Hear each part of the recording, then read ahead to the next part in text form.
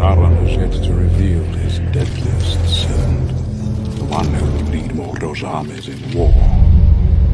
The one they say no living man can kill.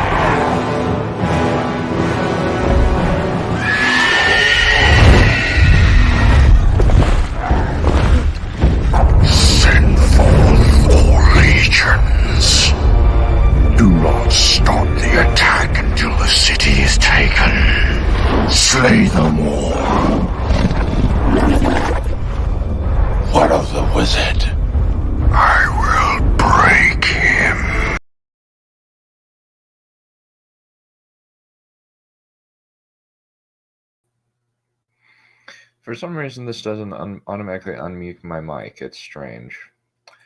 But anyway, we get to talk about one of my favorite movies, The Two Towers. I'm very excited for that. First off, I need to bring in my guests.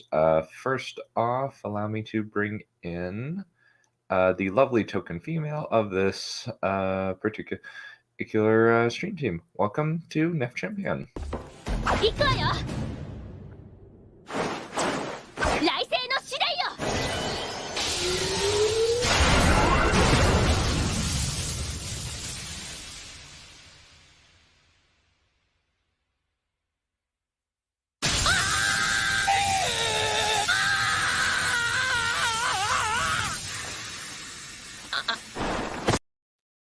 Hi guys, how are ya?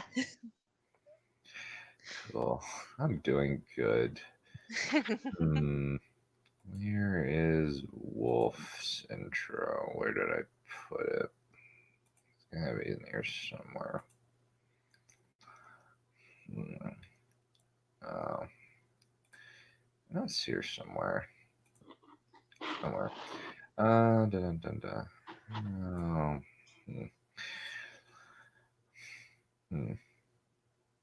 Interesting. I can't remember where I put it. I have so many things. Oh, found it. Isaiah. Didn't I tell you never to set foot in Ikebukuro again? You remember that, Isaiah, don't ya? Sokatoa. I have no context for any of that, but I'll take your word for it. Okay. I cannot remember what Mr. Gary Stew's entrance is. I don't know if I got one or I'm not sure you did. He hasn't been on with us very often, I don't think. No. So I think that I must use this. And if you don't like it, no offense, but you have boring taste and I don't want to be friends with you. Really? Wow, that was rude. Yeah, it's like, what, really done? You're going to insult your guest right at the bat. That was really rude. We're going to cancel you, Don. Hashtag cancel Don. You're going to be removed from Jerry, Twitter. listen, as someone that's been advocating for canceling Dunn since December of last year, it won't work. What did I do last year? I thought it was earlier. I said December of last year. Pay attention. Well, no, I mean like December of last year. What did I do in December? I think that it was more like May or June when I showed you guys Maggie May Fish. Yes, I wasn't there. It was earlier than that for me because I caught the very first Maggie May Fish video that you had Smud do. Oh yeah, wasn't that glorious? That was hilarious. Hashtag cancel done. Fucking flash. Just the sooner we get this guy canceled, the better. I'm getting flashbacks to stuff I wanted to forget. Fuck you guys. Like her making a joke about how Trump wants to actively plow his own dollar just because she called him daddy one time. What? Oh God. There are points where I still call my father daddy when I'm feeling particularly affectionate, but that does When you not want mean money from him, just be straight with it. gross. Or when you did something like bad and he will fucking trash you out of the window. Just when you need to de-escalate the situation. Mm-hmm. Well, we also have another. We have our Boomerang cat dragon to bring in. We gotta have a Tolkien purist on here, or else it wouldn't be complete.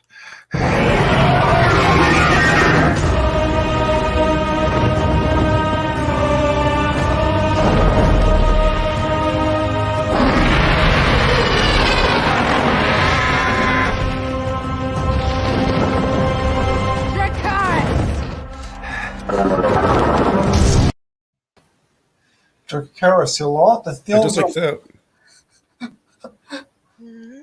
Well, she was a murderous bitch. Just fucking bring out the dragon and fry everybody alive. They're not really an abomination. I just had to say that. Yeah. They're masterpieces in their own right, made by qualified hacks. Yeah, I think that's a reasonable way of putting it. Listen, it's nothing under listen, it's trying to be the masterpiece that is the room, but they just don't know how. Yeah, they. You see, the room is a cinematic masterpiece. It was obviously the best film ever made. Oh, Space Junk says Two Towers is boring. Desolation of Smog is 100 times better. Now those are some fighting words. There are some fun moments in Desolation of Smaug, but yeah, most of it's like Fishtown, and that's kind of annoying. Oh, Fishtown, I really want to eat. It said it on. Unfortunately, Fishtown has the unfortunate circumstances of having to be near dwarves. That's a fate I will not wish upon anyone, not even my greatest enemy. There goes the neighborhood. Well, if the dwarf is throwing Oakenshield when he's not crazy, I'll hang out with the dwarf. No, I will never hang out with a dwarf. I would rather not. Yeah, he's cool. And we burn them and destroy them. Yeah. I'll probably work with the dwarf by hanging out with one. Formatting. Let's see. Oh, come on. Word's cool. And Billy and Keely are pretty cool. Define cool. I hope they might. We need to warm them up a bit with them by burning them alive. We all know that Gimli is the best. Yeah. When it comes to Gimli, I will hang out with Gimli. I'd prefer Aragorn and Legolas personally. Now that's some heresy shit. And isn't Gimli a dwarf who you said you would never want to hang out with? I'll make an exception. Imagine if the 2Ds. Oh, God. Oh, no! God help us now. Oh, no. God help us. You just destroyed our souls. You did. I hope you're proud. Okay. You know that I know why you don't like Gimli. It's because you're fucking lightweight and cannot drink alcohol. Okay. So, okay. So the way that this is going to play out is we're going to first talk about like the three hunters up to the point of, I think the end of part 1, and then Frodo and Sam through the whole thing, Merry and Pippin through the whole thing, then the story in Rohan, than the Battle of Helm's Deep, just because kind of the story kind of jumps around a little bit. With Fellowship, it kind of like it follows in a relatively linear fashion, but due to kind of the books being split between Frodo and Sam in one half, and Aragorn, Legolas, and Gimli in the other half, and Nary the two shall meet. It kind of forces us to kind of jump around and kind of examine their plots that way. AKA choose which one you want to follow. Yeah, it's basically choosing your own adventure. But so kind of I think, so kind of the start of the movie is Gandalf fighting the Balrog, and it's I don't know if that happened. I don't know if that particularly happened, but it seems as though it would be in keeping because it's very much Beowulf against Grendel, or only it's old 70-year-old Ian McKellen going up against. And that's young compared to Christopher Lee. Christopher Lee gets there. Yeah. Yep. Against CGI, I imagine. Oh yeah. Okay. Deep down, we all know that in real life, Christopher Lee could kick anyone's ass from the cast of Lord of the Rings. Oh, undoubtedly, he's actually killed people. Yeah, he was fucking member of SAS, if I remember. He was an old SAS as World War II. Yeah, the best part about how they made the Lord of the Rings, the Two Towers, the fucking hell. He was arguing with the director about who's going. How does it sound when somebody dies? It's actually Return of the King, not Two Towers. Yeah. Yeah, we haven't gotten that far yet. Okay, then I'll wait. Leave that for discussion of the next movie. Yeah. But either way, Christopher Lee is really cool, and no other person in history will ever. He made a metal album in his 80s. Yeah, the 80s. He called that the word. Christopher Lee was 80. He called that his prime. Well, yeah. Aragorn, that part was. He never hilarious. died. He just went away into some nature. That is, that part, the soup that Eowyn makes is clearly is clearly the worst food he has ever eaten, and it looks like it's almost raw and disgusting. He grabs you like a word with her. Yeah. He's just a cad. Or could it be that Eowyn just sucks as a cook? I think you're being a cat now, Dragonlord. This is if a ranger is being picky and like suddenly pouring out food, that means that it's gross. Yeah, that means you don't want to eat it. It's effing raw. And wriggling. You just don't appreciate Rohanese cuisine, that's all. I was like, what? Rohanese. Rohirric, I should say. Rohirrim.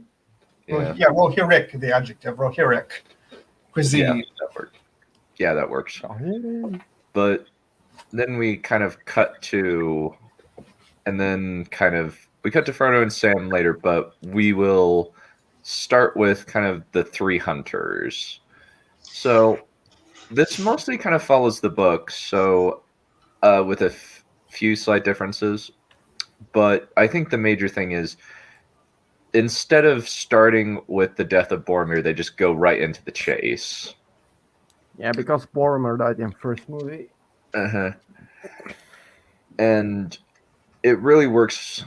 I think that the first few scenes of the Lord of the Rings, the Two Towers, very much reestablishes these characters very quickly. Legolas is kind of the Gary Stu-ish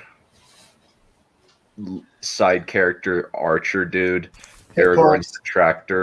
the tracker, and Gimli's kind of comic relief. A little bit is kind of comic because you kind of need some comedy in this.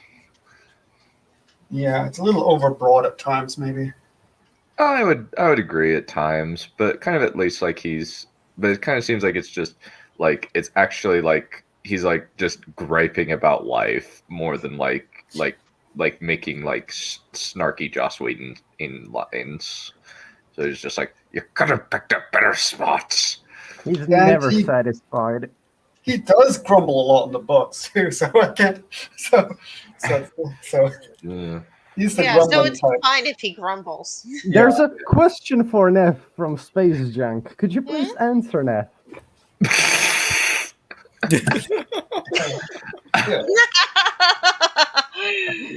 Do you really need to ask that? We're not getting into that. Answer it. Please. Okay, remind me who the first person is. Thranduil is the elf guy who rode the moose. He's the one of the elves of the forest. Well, they're both from the same forest.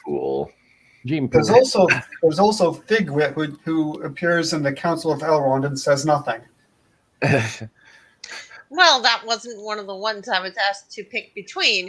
Nah, it's definitely Legolas. Gimli, definitely. I can answer them myself. Okay, I asking if you're into him, all right? I would say, like, I think Thranduil's more appealing than Orlando Bloom, mostly because Lee Pace is more charismatic. I think I like Legolas more because he's blonde. And They're that's the both only blonde. reason why. They're both blonde. They're both. Yep. Someone actually complained about that. I don't remember what the other one looks like. Can you? That's part of the problem. Can somebody share the screen, please? Ace, and pull up a picture of Thranduil, please.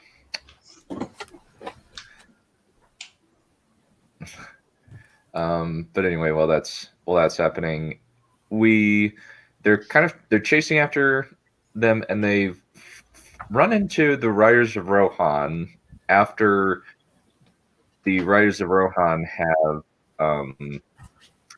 Killed all the destroyed. orcs, I believe. Yeah, this guy. He was pretty accurate to the drawings. Yeah. Like, I can see the clear distinction that they're the same character. Mm-hmm. Okay, yeah, I agree. He's better than Legolas. Sorry, Legolas. He has the it's the fact that he has the higher, like, the sense that he's the elf, the superior being air around him, which Legolas doesn't really have. Yeah, Legolas kind of like is a dude with his bros almost. Well, Brando he's there. You can clearly see the air around him, that he's ancient being that have seen it everything. That have seen the beginning and is now seeing the end of mankind. Orly is annoyed. Mm-hmm. I really cried when he died. Yeah. Yeah. So most of this kind of like follows pretty easily, but kind of the formatting that we'll follow like is we'll kind of compare it to like book versus movie, and we'll just kind of probably just me and Valerian, and then we'll ask like why does it work? And it pretty much follows like we can pretty much kind of breeze through the three hunters aspect up to the point where they meet Gandalf. I don't remember much that was different, to be honest. Yeah, it's pretty much similar. It's only really like the dialogue, and like it's just the AMR fills them in on everything that's going on with Rohan. But the nice thing is we've already seen that through visuals, so we don't need to be filled in and otherwise. Oh, okay, yeah. 'Cause they had that bit earlier on. Yeah. So then Gandalf the White appears, not Gandalf the zombie, Gandalf the White as in the skin color.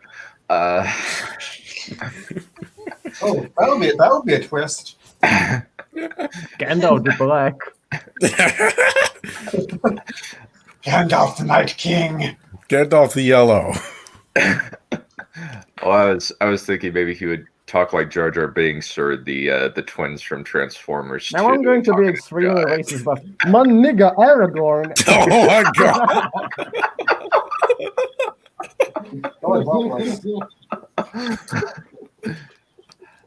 We will get there. We will get there. That I think that was part of a re-edit. That was part of a re-edit / reshoot because they didn't want to do Arwen Warrior Princess. But yeah. We will, The point was that he was honoring an old tradition and an old declaration of being allies with the human kings and came to Helm with his last warriors who chose to die for mankind as they did once against Sauron.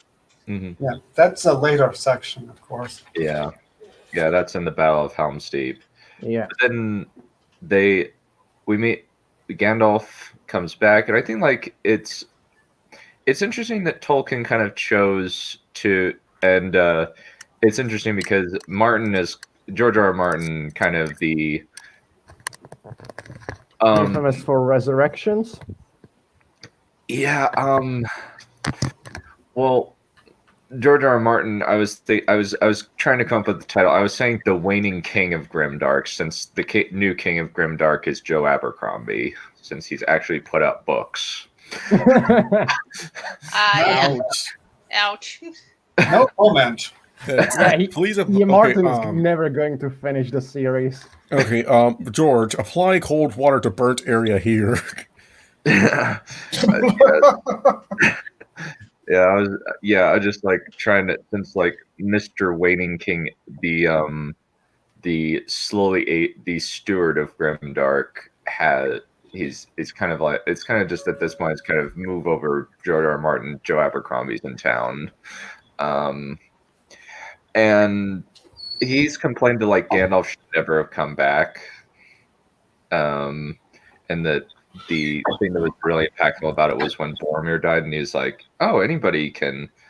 There's tension now, and there's anybody can die."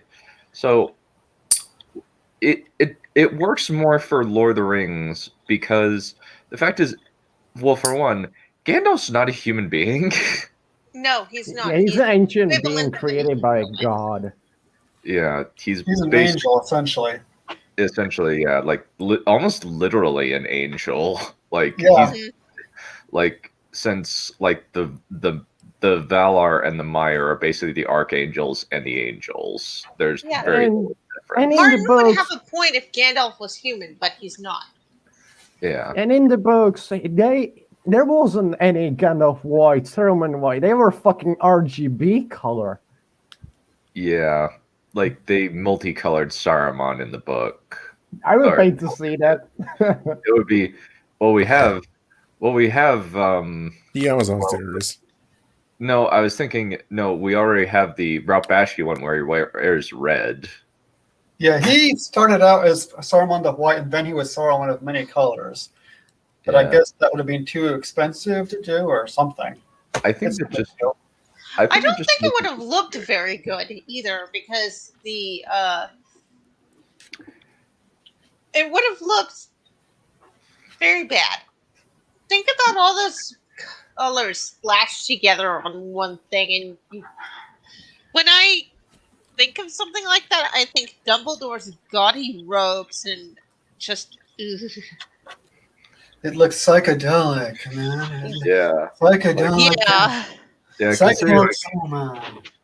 considering we found remember like in Ralph Bakshi's Sword of the Rings where he says, "Would you rather see the Dark Lord have it a Saruman of many colors?" And we see this psychedelic like haze around him after he like opens his robe.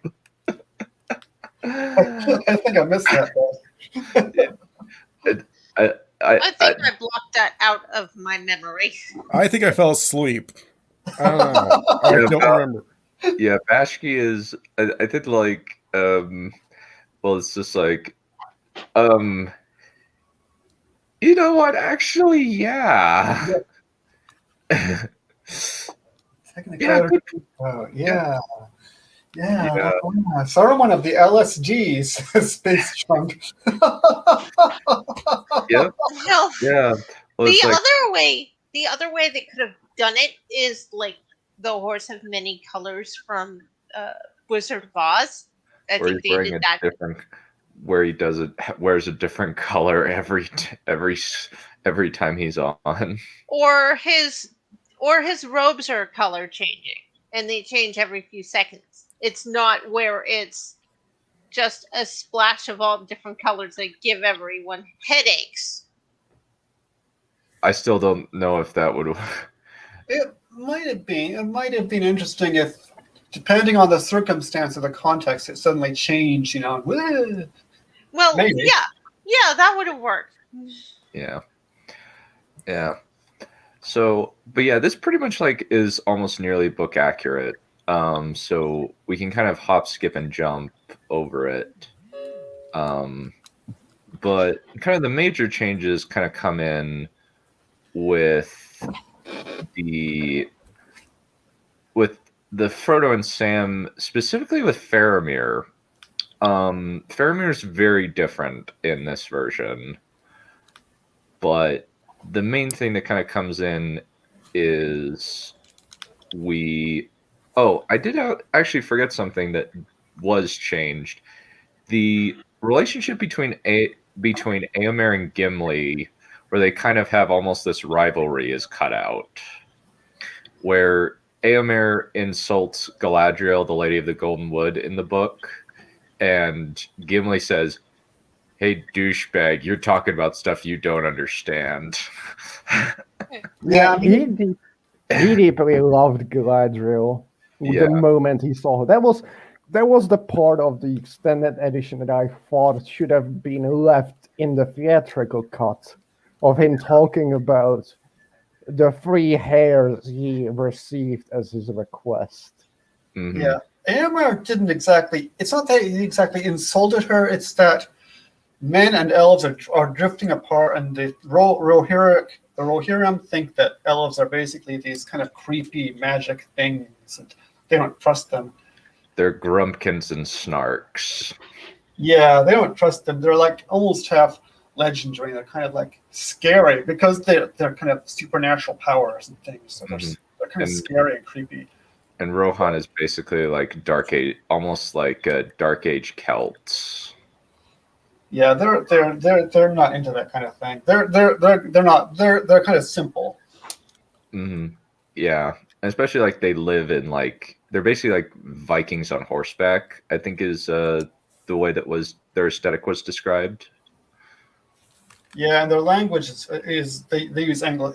Tolkien used Anglo-Saxon because he liked Anglo-Saxon. Mm-hmm. Yeah, yeah. There is kind of a goodness, Becca. What is she saying now? God help us.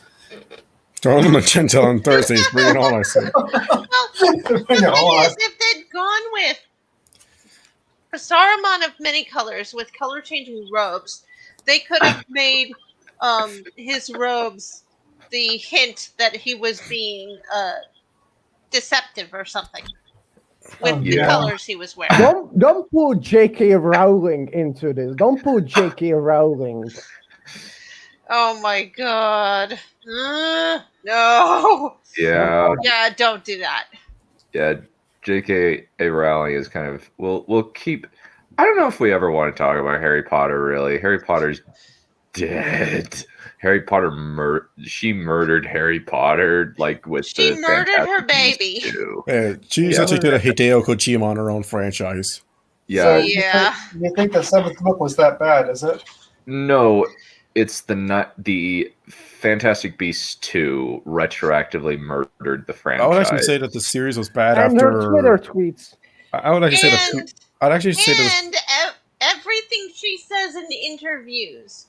That's and on Twitter. I would actually say that it was book that was after book 3 did the series start to go downhill.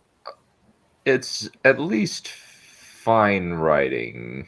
Like it's not like awful. It just kind of goes into a formula almost. Yeah, that's what definitely what it But feels like. it's not. It's at least competent, She's whereas Crimes of Grindelwald is incompetent. She's a good writer. She's not a good Screenwriter. movie writer, but a good book writer. Writing books and writing movie scripts are two different things. And Yeah, they are. fucked They it up. really, really are. Yep, I'm glad I just read the books then. Yeah, Fantastic Beasts 2 is like baffling from a structural perspective. Yep, I didn't miss anything, sounds like. Yeah. Well, and she's kind of made like the impressive feat of pissing off everybody on both sides of the aisle, which is kind of hilarious. Like, both, It's like, still playing where I cannot believe she said that. It pissed me off, but it also pissed off the people that I hate. yeah. So how the hell did she do that? Yes. Yeah. Thanks, Space Junk. Oh God, Space Yes, Junk, thanks for stop. that wisdom. Please. Thanks for that don't wisdom. do Do you know how toilets worked in medieval times on castles? There were these chunks out of the wall. The person sat there, shat, and the shit just literally fell out of that cubicle Pile. down on the ground. They literally shat from sky on the ground. I imagine And there then was a did nothing healthy else. breeze around the privates. Yeah. But hey, it worked. Yeah. And then we kind of go to Can we and get back on topic, please? yeah.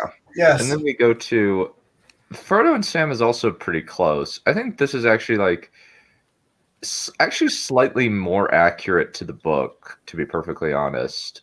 The only like major changes that I can think of is kind of expanding upon the move to Helm's Deep, cutting out Erkenbrand and giving his role to Éomer because that's not in Frodo and Sam, sorry. yeah. And then like Frodo and Sam like is pretty much accurate to the book. As far as I can see, with only a few additions, like them, like the little bit of tension with the Easterlings and the conversation between Smeagol and Gollum, where Smeagol is like seems to throw off Gollum's control for a little bit. There's one big change with Faramir. Yeah, Faramir's actually tempted by the ring in the movie. He's not in the book, which I can see the argument for why they changed it, because if this one man is able to resist it, their argument was it kind of lessens the power of the ring if he's able to resist it. And show us clearly how strong the ring is. Just being near its presence, even 10 meters away from it, you get corrupted so much you try to kill its wielder. Mm-hmm. The idea is fair enough. The execution has problems because, like we were saying earlier, they're qualified hacks. They're not on Tolkien's level. So when they try to add their own things, it gets messy, or tismy, as people say nowadays. So, I'm thinking the Osgiliath bit. Yeah, the Osgiliath bit, that takes them way off course and adds days to their journey. Yeah, and then the question is, Frodo starts to give the ring to the ring wraith. Am I right? The Witch King. And then Faramir says, "Oh, I should give it. In that case, I should give it to Faramir. To Frodo. I mean, the idea is, okay, this thing is really dangerous. I need to let him destroy it, which makes sense. Except that he's trusting him to go into Mordor after he almost gave the ring to the Witch King, and there is a big screaming logical problem there. Yeah. Yeah, so sorry about that.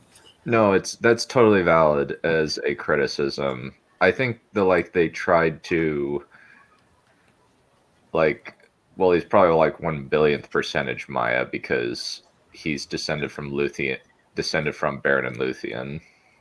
Yeah. Thousands of years previous. There's barely any percentages.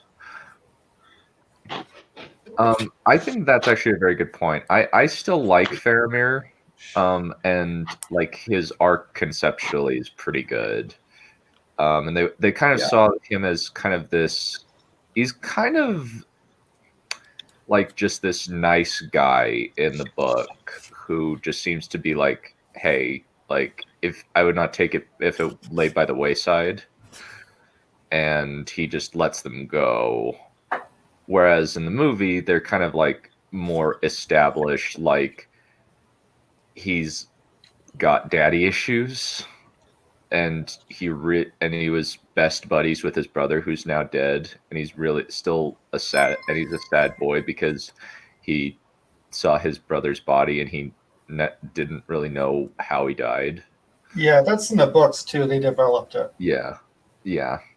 Since the he definitely does.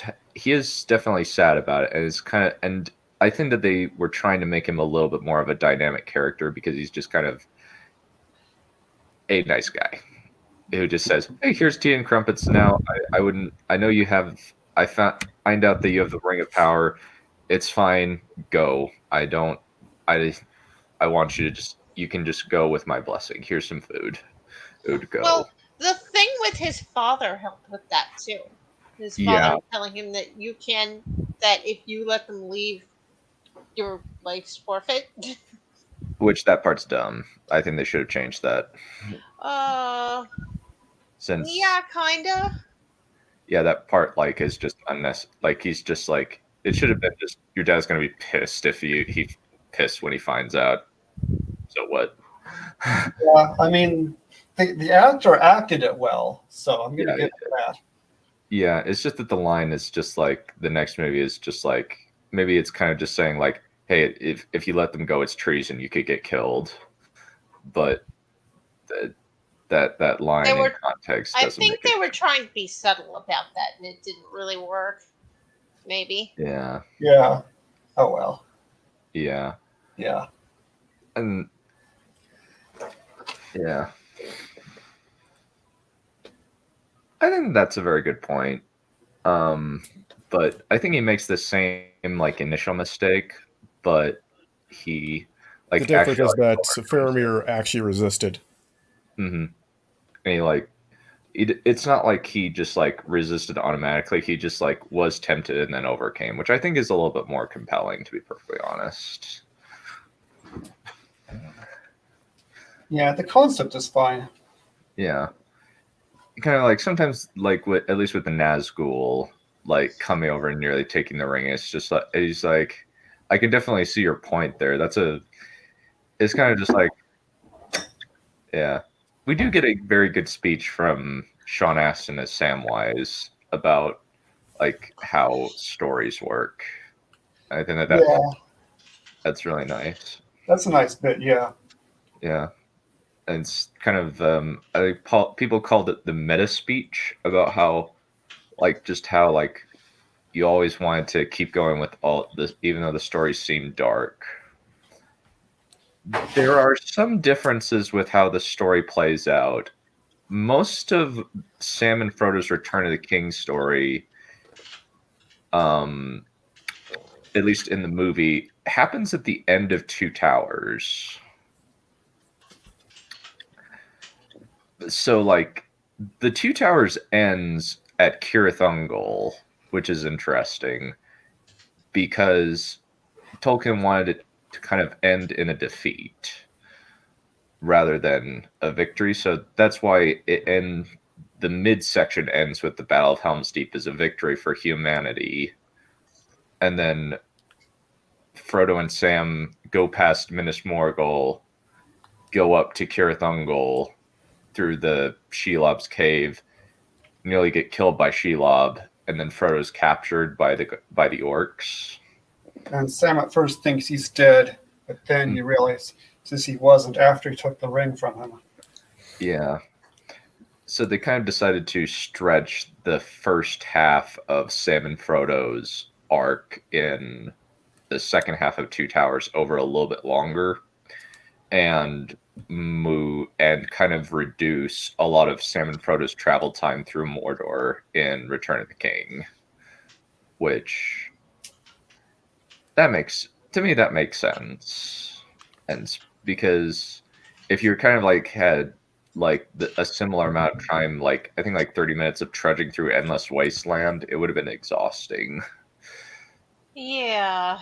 Well, they didn't do that with in the Fellowship of the Ring either, where they're trudging through the wilderness for several days. They didn't necessarily show half an hour of them trudging. You can't do that in a film. I mean, I suppose you could, but it would be like Game of Thrones season 8, episode 6, where they show us every minute of walking just because they want to show off the faces. Don't mention that, you're triggering us now.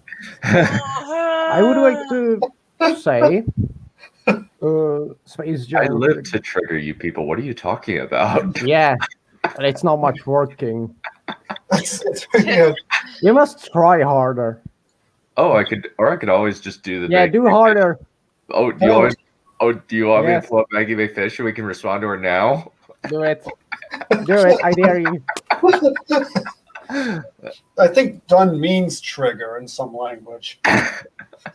Yeah, I want to say the reason Galadriel and Aragorn managed to resist was firstly Galadriel was already a bearer of one of the ancient rings, so she already had experience resisting them and using them selfishly. And the reason Aragorn did not want power at all. Even in the first movie, he had a chance to go back and rule as a king. Even when Boromir died, he did not want to be called king. He became only a king because it was necessary for basically survival of humanity. Mm-hmm. Yeah. Well, at least in my books, the elves are the villains, or at least they become the villains by book 5. So yeah, but Tolkien kind of basically created elves. Nihilius. Yeah, the modern conception of elves is Tolkien. And dwarves, they didn't exist before Tolkien, as far as I remember. They were in Norse mythology. Norse mythology, but nobody created kind of stories of them like they created with elves. They were often used as the kind of like either like the Cyclops were used in stuff that wasn't the Odyssey, or they were shapeshifters, ifters, and tricksters. Norse mythology, the all they did was make hammers, and that was all. Yeah, make hammers. I think they also made stuff like the. They made stuff for the gods. Yeah, like the Mjolnir, Stormbreaker, all created by or the bonds of Fenrir. Yeah. Basically, if you wanted the best, you went for the dwarf, which is even till now in fantasy always kept. Since they live in mountains, they do nothing else than craft shit. Yeah. And then came Witcher 3 and changed that by having a dwarf be extremely crappy at making stuff. Fair enough. I think also with this, we also have Gollum, the character of Gollum. I think that honestly the character of Gollum is the best, most complex character in the book, as written. Even in the movie. Yeah, and in the movie, he's exceptionally layered as a character, mostly because of the conflicting desires of his split personalities, and also it's very much helped by Andy Serkis's performance. And the neatest thing is, like, with the Gollum, the reason why Gollum holds up today in a way that Jar Jar Binks does not. Even though they're functionally very similar technology-wise, and they can't. Gollum works because they actually made a 3D Gollum model, like, and they layered that on top of a live action actor. So rather than kind of just making the whole thing in a computer, they used the physical model that they had scanned into a computer. And the face is the face of the actor they played him. They literally morphed his face into it. So everything, all the facial expressions are just tied strictly to the actor. Yeah, kudos to Andy Serkis. Yeah, definitely. The fact that has Andy Serkis won an Oscar? I think he's only won one Oscar for this. I think he only has one. The fact that he never got an Oscar for the Caesar trilogy is a crime against humanity. Yeah, I know exactly what you're talking about.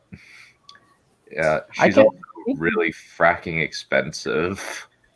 If we're talking about Andy Serkis, I have to mention I can't wait for the Batman movie 2022, where he's going to play Alfred. Really? He's going to play Alfred Pennyworth. Okay. Yeah. Ew. Okay. I have to watch. I am morally obligated to watch this movie. I think it's going to be good. Like, I don't agree with Professor Geek on this one. It's just like, I don't care. Which film? Professor Geek. I'm interested to kind of like, he's very much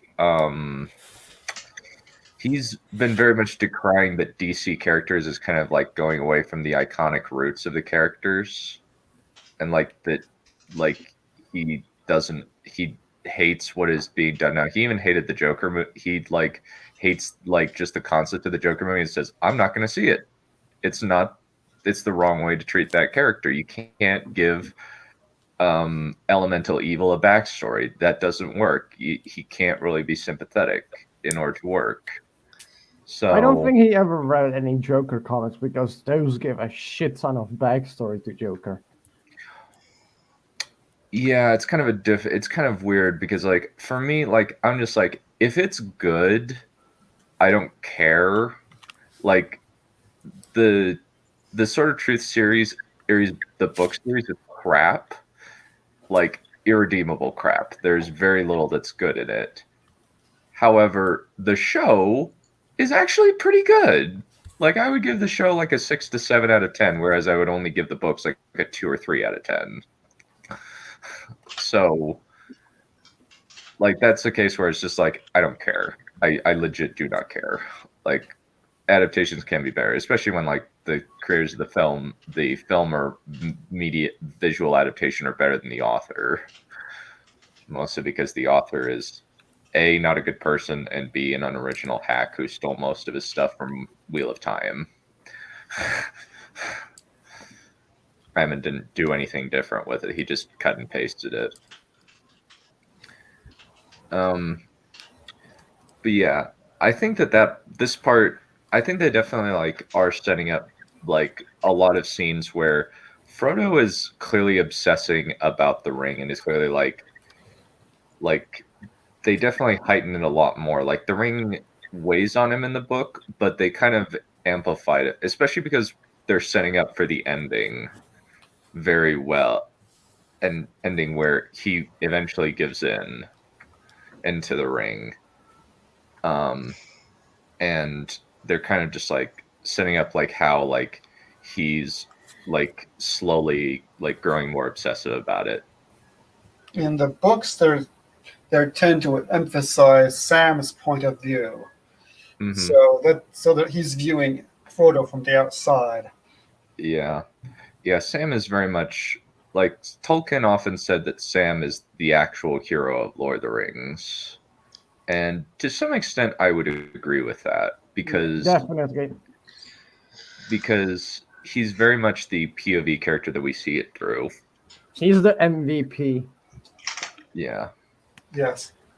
Yeah. And then we get to Merry and Pippin.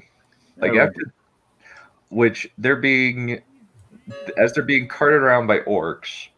We see Ugluk and Grishnek. There's more jockeying between the orc factions in the books. Whereas in the movie they just quickly say I don't take orders from you orc maggots. I smell meat. Yeah, the orcs have more personality in the books.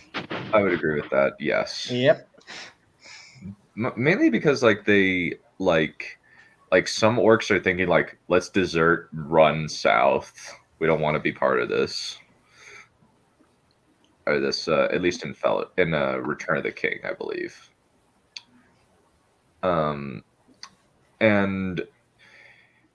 they kind of both streamlined and stretched out the Treebeard sections in the extended, where they give time between the hobbits and Treebeard to bond, and they cut out a lot of the they cut out Quickbeam, who is an Ent so hasty that he apparently interrupted another Ent in the middle of a sentence. It takes Ents a whole day just to say good morning, and it'll already be night. No, wait, even it'll take a whole week. How? Yeah. It's how hard is how are the words good morning? We just got finished saying good morning. But it's nighttime. Yeah, that's a bit of an exaggeration. Yeah. It's okay, there's still. Yeah.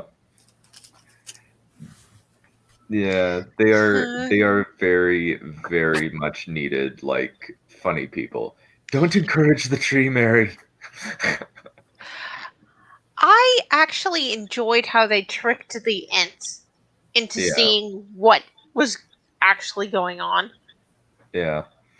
How they know, I don't know. Maybe they remembered that Saruman was kind of cutting down things, since they weren't near that area when they were they'd never been to that area before.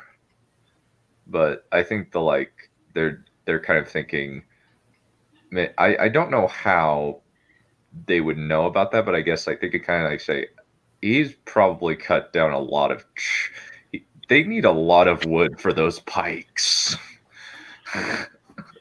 Yeah. Yeah, I mean it's a bit awkward the way they have it. They have Merry and Pippin having to trick Treebeard into, because Treebeard should know what's going on in his borders already more than they would. I would concur with that. He knows. Yeah. He knows in the book they're pretty much resolved to fight. In the books, and they even say that, nah, you've seen a troll, but we are Ents. Ents are stronger than trolls. Ents are stronger than trolls. Ents strong together. Ents together strong. Yep. Ents can beat out the trolls, so we need them on the internet. Yeah, true. Well, I like the movie part when basically he's Treebeard. He looks so damn old. It will be makes interesting since he is too much used that everybody is just afraid of him, that he doesn't even think that somebody would betray him and the sanctity of the forest. Mm-hmm. Especially someone like Saruman, whose whole job was not to do such stuff. But in the books, Saruman's already been doing that stuff for a while. Yeah, it's been a month. It's been a month. He was so naive that he didn't even check on the borders what's happening. Just basically slept. Yeah, he's not quite so naive in the books. Yeah. He also thinks that they're orcs right off in the movie, whereas in the books he's almost felt you like the forest. That's uncommonly kind of you. He's almost thought you were orcs for a minute there. It's like, if I just seen you, I'd have thought you were little orcs and killed you and found out my mistake afterwards. It pays. That's kind of an example of him, like, that's kind of an interesting example of him being hasty, I guess. Well, Almost being hasty. he didn't do it, though, so he wasn't hasty. Yeah. But he would have done it if he hadn't heard the voices first, I guess. Yeah. Something like that. Yeah. And then kind of the climax of that bit is the march of the Ents toward Isengard and them just mowing them down like Superman in Justice League. Where they just like kill everything in Isengard. Yeah, pinch trees. Yep. In the chat. Yeah, that's a very good line where Gandalf says the coming of Merry and Pippin is the falling of small stones that starts an avalanche. Yeah. He does have a way with words. Yeah. And one thing you have not changed, my friend. You still speak in riddles. So many good quotes. A lot of these quotes are from the books, which is interesting.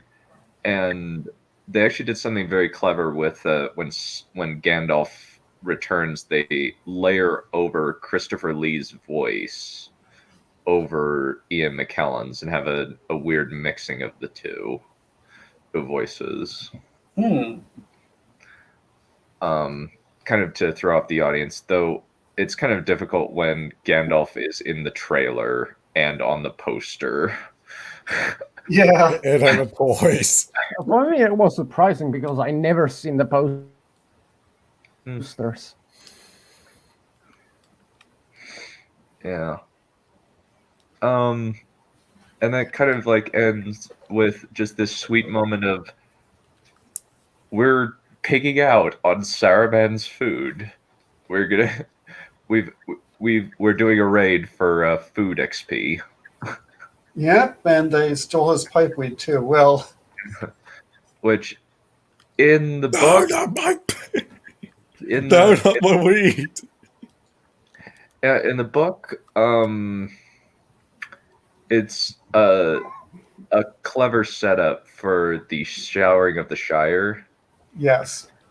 But in the movie, it's just so that they could have a party thing. Yeah, they don't have the scouring. That would have been. Mm-hmm. Okay. Okay. Degenerates, the lot of you. All of you two are degenerates. Excuse you. Okay. So, you're not a man of culture, it seems. I don't find trees attractive, but if you want to be like a wood elf, then go friggin' go Oh my tree god, all you trees. Want. So that's kind of the ending of it. Yeah, in the book, like it's actually kind of ominous because they actually the whole Merry and Pippin post Entmoot is not in the book as we see on screen. We're actually told post facto about it. Instead of kind of Tolkien having like the descriptions of the Ents go in and destroy it from like a POV perspective, like Brandon Sanderson or George R. R. Martin might write it. Instead, he has the character kind of a mystery almost, where the characters are, after the Battle of Helm's Deep, they're riding to Isengard, and they're kind of like, what is going on with all these trees surrounding Isengard? What is going on here? Why are the it's all broken? What is going on? And then they see, oh, Merry and Pippin are smoking tobacco like there's no tomorrow and giving themselves lung cancer and making themselves fat on Saruman's stores. Can I say something One man's abandoned store becomes another hobbit's dinner. And what happened to the orcs too? That's the other big question. What happened to the orcs? Yeah. Dead. Dead. Oh, really? Really? Becca, seriously. Hey, Wolf. I think you'll feel really stupid now, but checkmate. Really? At least I don't. Wait, at least I'm pursuing a real person. You're talking about freaking a tree. Checkmate. Oh, of course. Goodness. Oh, of course you could Oh my have. goodness. To be fair, Really? You're serious? You had to go to R30. You had to go to Rule 34 to show me something. to be fair, trees do have more personality than David does, and he's apparently a grand seducer. So,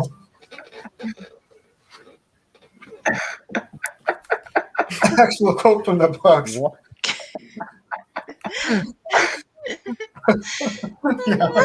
At least I have standards. Gary's doing space junk have crabby taste. Yeah. Excuse me, unlike you, I am a man of culture. Define culture. Is it the kind of culture that a man that appreciates art? Tree culture. Define art.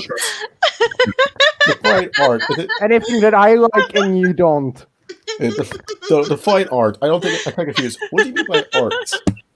Well, I mean, tree culture counts. Yeah.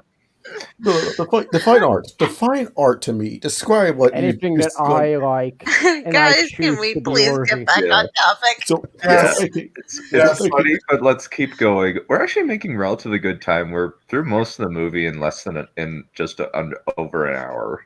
Mm-hmm. It's actually pretty nice. We're probably spending more time off topic than on. Yeah. Oh, Theoden. I'm sorry. That should have an E in it. Yeah. Oh. Sorry about that. Sorry. Yeah. And then we kind of get to Rohan. I think that one of the interesting things that they did with Rohan is they actually decided to show rather than tell the death of Theodread, Theoden's son. Sorry, I misspelled that. My apologies. Oh, it's all right. No biggie. Yeah. That's the best scene from the entire movie when Gandalf goes visit Theoden. Yeah, I think that is definitely that is one of the best scenes in the movie. Especially, I think it's a technical magic trick. Who here is aware of how they did that transformation? I think I could. Hold on, let me go ask my parents. Did they do it the same way that Lucas did Palpatine's face? No, they did not. Oh, so it's a different trick. Okay, then I don't think I know what they did. They did.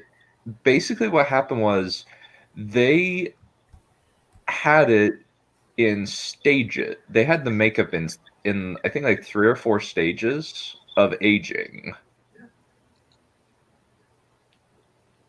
And like this. So they had the makeup him in one phase of the makeup, then the next he's in the second stage, the third stage, and then the final stage was just Bernard Hill with kind of the beard has receded. He did to his regular beard. It's a really nice magic trick where they did pretty much everything they did it all practically. There's no CGI involved other than melding him into the frame, because originally he's in a green screen for that one shot, and then just slowly his beard recedes and his skin becomes less stretched and mottled. So yeah.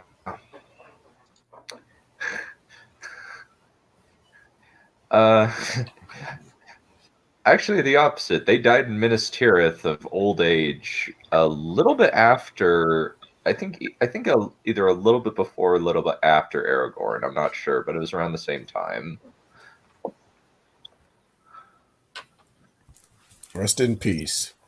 Yeah.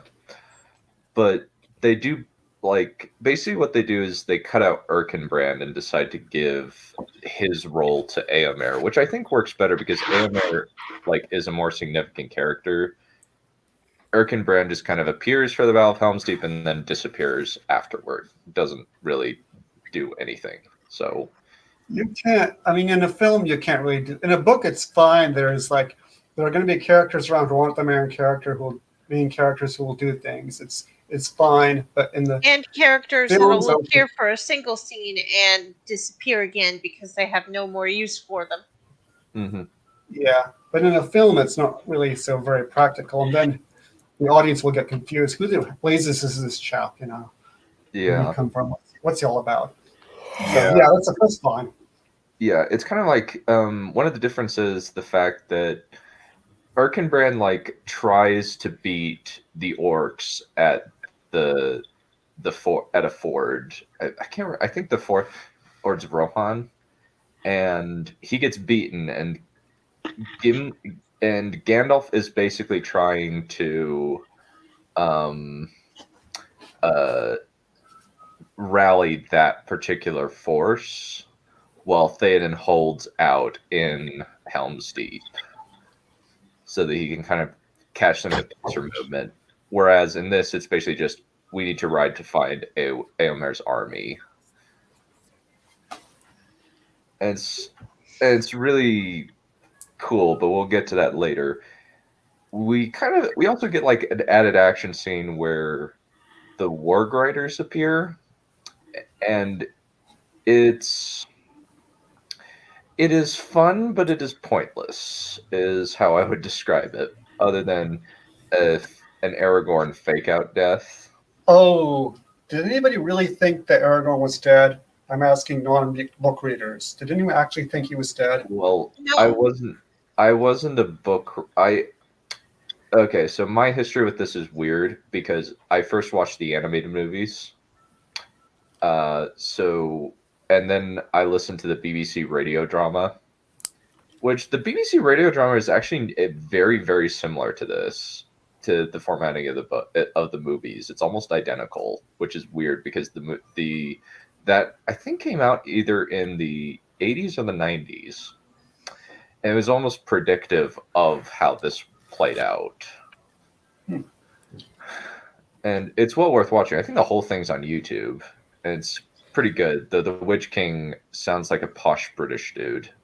Well, maybe he was.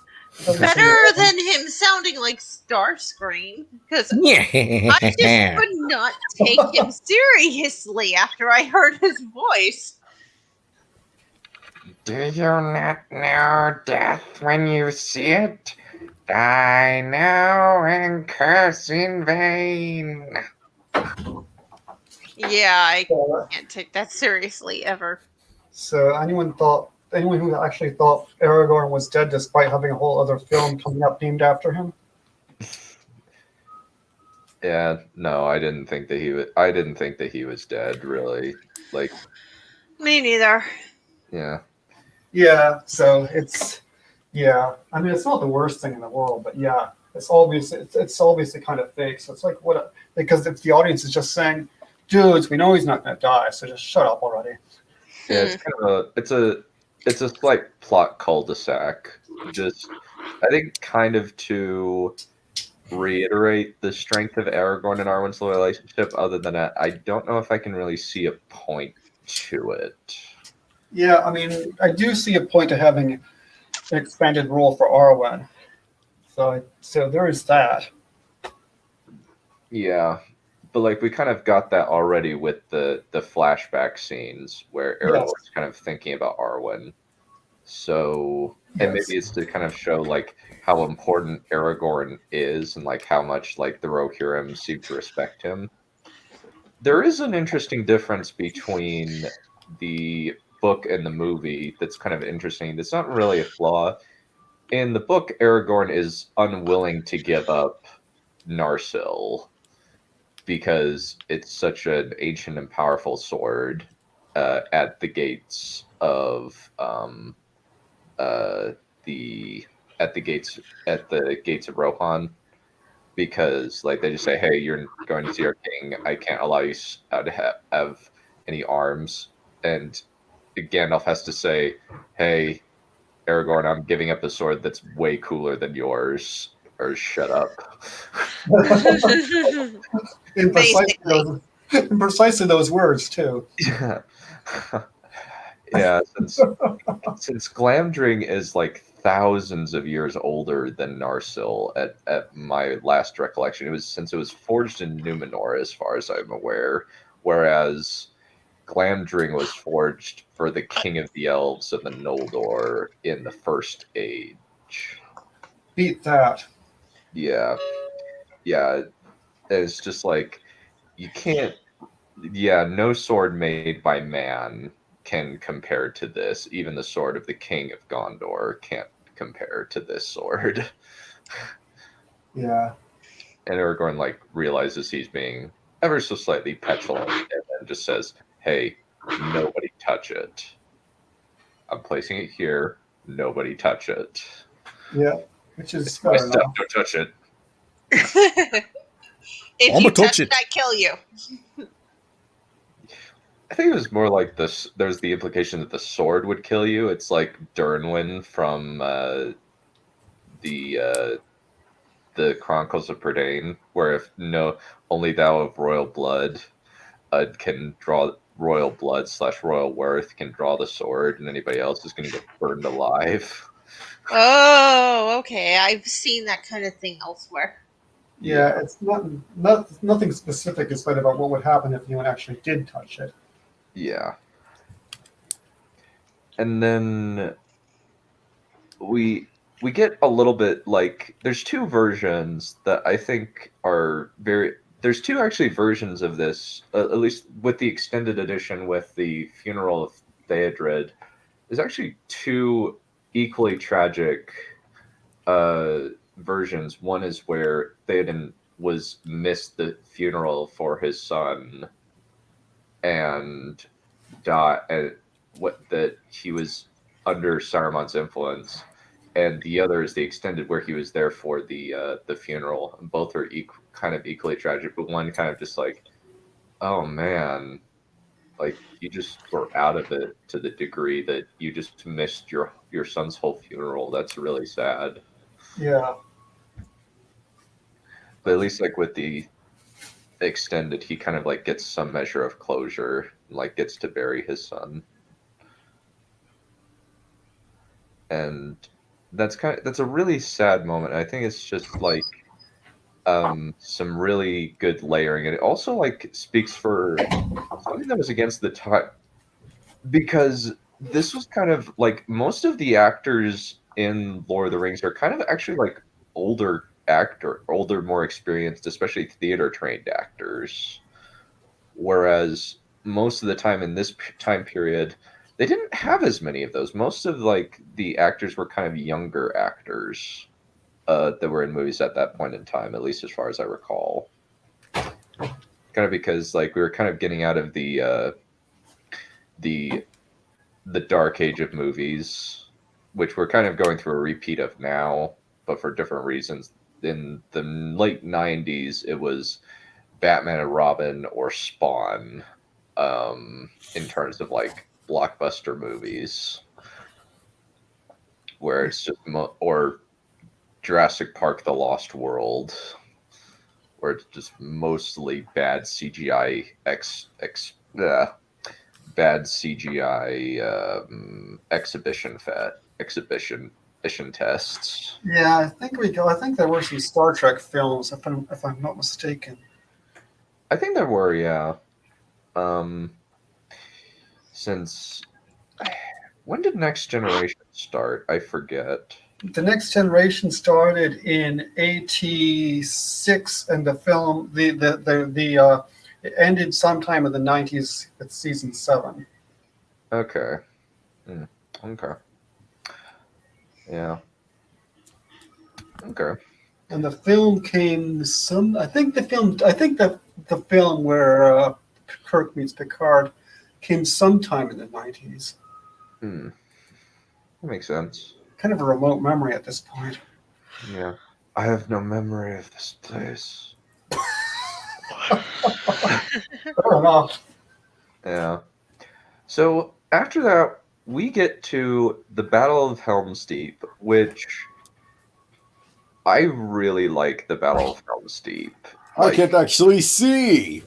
It's one of my favorite movie battles for Yeah. very good reason. Yeah. It's the Battle of Helm's Deep in the book is more it's a lot quicker. It's not treated as a climax like it is in the movie because there's still like with this particular like section of the book where it's the Aragorn and Gimli and Legolas and Merry and Pippin section, there's still like it's only a 3/4 in, and there's still like a long time after where they go to Isengard, and then a Nazgul shows up ostensibly to pick up the Palantir, and then they drive it off with arrows, but then Merry and Pippin looks into the Palantir, and then Gandalf like decides we need to go down south out to warn Gondor. In the movie, it ends right at the point where it probably would like just it leaves the audience wanting more with a like saying that the Battle of Helm's Deep is won, the Battle for Middle-earth is only begun. Yeah, it's not a set action scene in the books because they don't need to have those in the books. In the film, you kind of have to have one. Yeah, and in this, they they've created a fierce, pretty scary fighting force with the Uruks, where it's just this massive gorilla men in plate armor that admittedly does nothing against arrows. Probably because I guess Saruman just mass equipped them with scrap metal armor from China or something.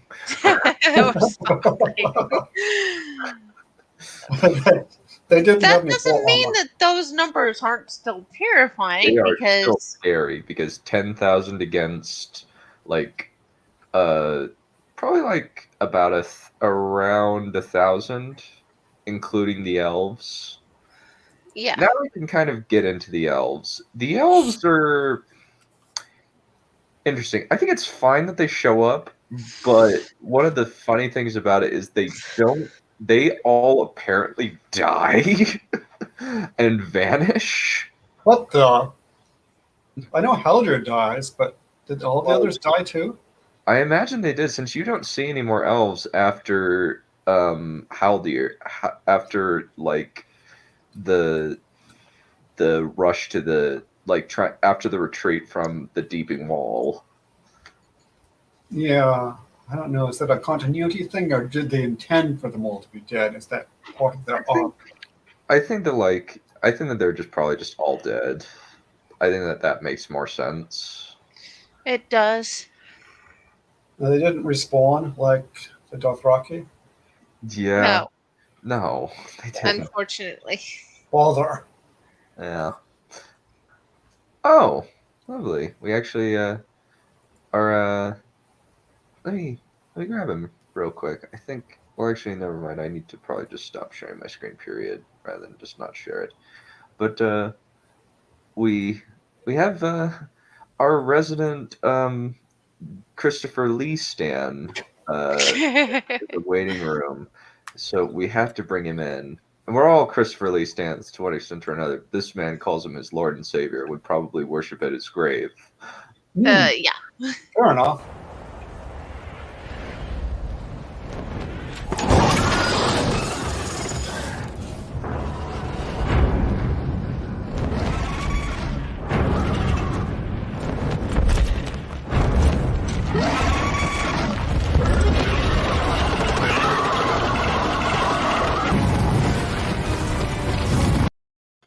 You saying you don't have a statue of Christopher Lee in your bedroom? I was only for him to go that far. Welcome, Dead Shop. Yeah, a little late. Just a tad bit. Say a Greetings, tad. my dragon. Yeah. Yeah. You're just Oh, in time to and talk one about the thing about the battle. Battle of Helm's Deep. Oh, Yeah, you're just in time to talk about it. yeah. The one thing about Helm's Deep is you can actually see what's happening. I don't know if you brought that up, but I feel I that's already kind of said it. important. Yeah. Yeah. I think the neat thing about that is they actually didn't just film with natural lighting. They decided, no, we're gonna put out spotlights so that you can see everything. Yeah. Yeah. They also do day from night or night for day or whatever it's called. Well, actually, I think that they did. They actually did night shoots. But what they did was they set up spotlights all over the place, so that even during the night, it was like there was bright moonlight all over the place. Yeah. So fair enough. So, I can see what's going on, and very clearly. It's clearly dark. I can definitely tell that it's dark, but it's not so dark that everything's a mass of brown and black. Yeah, it's as if it's the night of a full moon. I was about to say, not so dark. You would think it's a golf concert or something. True. Maybe that's what the Battle of Winterfell was. Yeah, Maybe. I was trying to help to cancel it because we didn't need that on our new world order. I'm still amazed that David Benioff has not suffered the wrath of cancel culture, and yet Shadowversity got that attention. I bet someone somewhere has canceled Benioff. You need to cancel Benioff's writing credentials. Yeah, we do. What writing credentials? He doesn't have. The one the media gives him. I'm suggesting that we just straight cancel his humanity. Yeah, we just flood his apartment with COVID. No, he makes the COVID kind of forget to work. Just burn it. Just burn it. Just burn it. Yeah. But what if he's hiding behind a small rock? Listen. Guys, guys, we already have. Wait, guys, hang on. We already know how to get rid of him. He drinks. And he knows things. Spike his drink with a liver cancer accelerant or something. Oh, correction. He drinks. Whatever you can. I don't care if you have to put in anthrax or something. I don't know. You people are fancy. Here's how you do it. You switch out what he usually drinks with higher proof alcohol. That's what you do. Or just Well, how about a little bit of bleach in there? No. You need to get him live without alcohol. This is too complicated. Just burn, burn, burn. Yeah, but he's surrounded by small rocks, like a satanic ritual. It only works against your fire because you're a punce when it comes to hitting things that hide behind small rocks. Oh, I'm canceling you, you big meanie. Well, tiny meanie, I mean. That's just your opinion. Yeah. Ben's been canceled to death already anyway. My audience consistently jokes about canceling me because of Maggie Made Fish and my introduction of that to Smudge. Oh wait, yeah. It's a joke. It's a quote unquote joke. I can't believe I haven't been canceled for my vulgarness on my stream with bagging my fish. The thing is, we're so small that nobody cares. Cancel culture only really goes after big people because they're petty losers. Yeah, which is why it doesn't make sense that Benioff and Weiss haven't been targeted yet. Yeah, everybody just yells about how they're sexist, they're misogynist and racist, and nobody is screamed we should cancel them. They're just kind of now their contract with Netflix is almost half over, and they've done bugger all with it. Because there's nothing to do. I know. And also the fact that the projects they were on were canceled, were put on the shelf because the the guy who owned the rights and was working with got poisoned.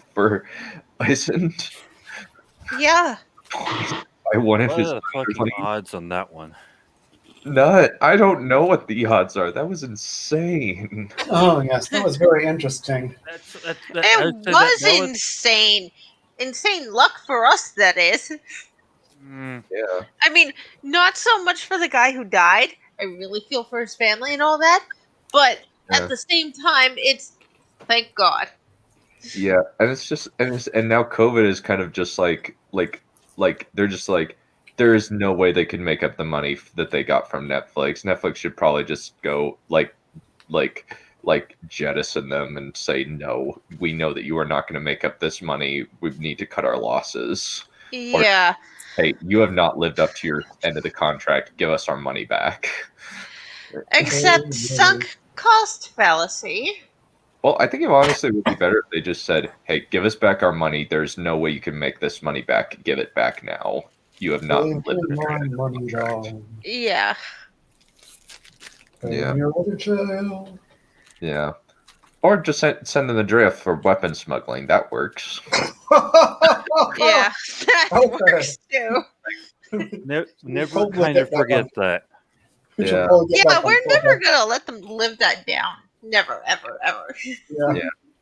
And I think that the interesting part is like with the elves, they actually like it seems it's actually like it provides like an evening of the scales because most of the Rohan swordsmen are old men and boys, and either most of the boys like ran to the back of the cavern or they all died.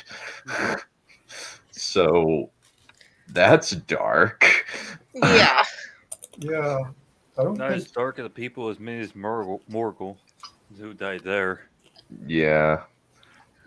Yeah. Yeah. Basically, the Witch King cleared that whole castle out. I don't think they all died in the book. He just kicked his feet up and like, this place is mine.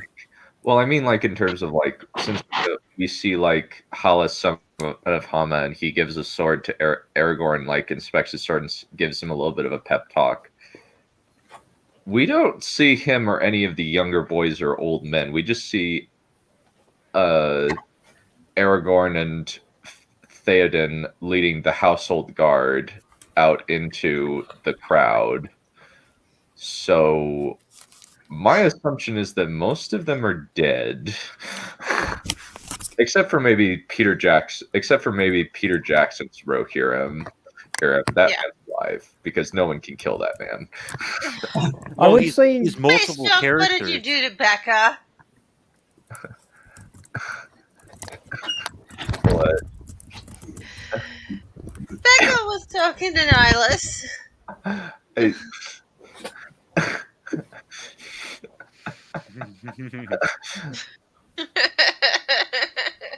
Yeah, Becca, what are you talking to?